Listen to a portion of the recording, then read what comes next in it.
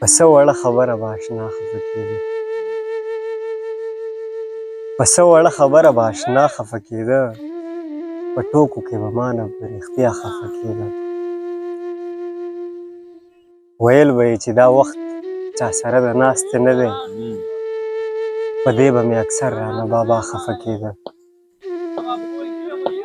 هغه سره به هېچا هم ښه نه کول ملګرو، مایوسه و خو بیا هم په هر چا خفه کېده. د هغه لیوني به نور په هېڅ څه پروا نه وه، هغه به په دروغو او په غلا خفه کېده. چې امن امن امن او بس امن یې غوښتلو، څوک و چې د دې خاورې په ښکلا خفه کېده. هېڅوک د خالق نور د زړه چاودو نه خبر نه و، تیرو سره په شر و رڼا خفه کېده. راغلی مو ترمنځ د فرسنګ په میخانه کې، راغلی مو ترمنځ د فرسنګ په میخانه کې، چې څوک به راسره و څنګ په څنګ په میخانه کې. والله چې د مزې ځای به ترې بل چېرته کې نه وي، زه کله کله هسې شمه تنګ په میخانه کې. نو دا ټوله کیسه ورانه د ساقي نه وي ملګرو، چې کېږي په جامونو باندې جنګ په میخانه کې. اوس هغه یارانې هغه شان مینه پکې نشته، ما ولید د انسان د وینې رنګ په میخانه کې.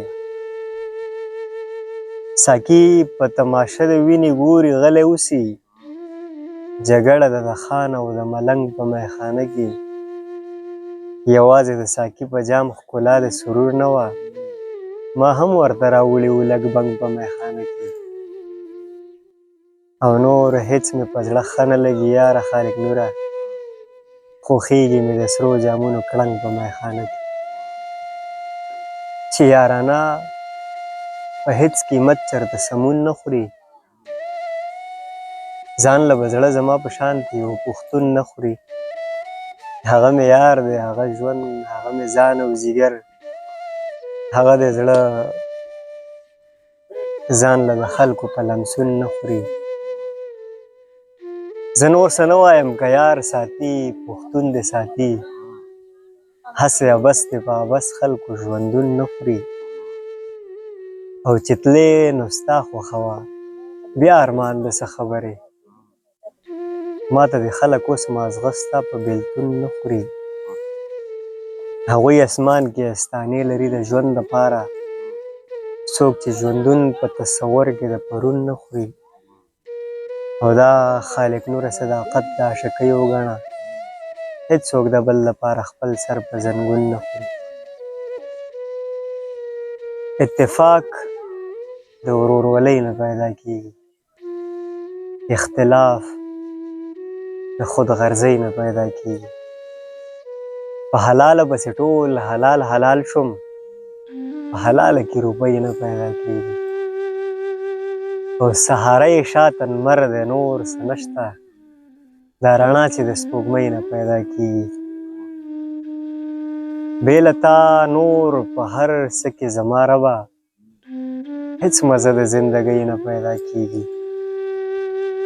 او مونږ له لږو تړو خېټو پسې کاڼي، مونږ له لږې تړو خېټو پسې کاڼي، واکدارانو ته کرسۍ نه پیدا کېږي. او تل د ژبې د ګزار خوړلی مړ شي، هېڅ یې زخم ته ګولۍ نه پیدا کېږي. او پس له تا مې ټول جهان ورپسې لټ کړه، ستا په شان مینه ابۍ نه پیدا کېږي. او اساسه یې خالق نوره پوره ژوند دی، د یار پوزې له نتکۍ نه پیدا کېږي.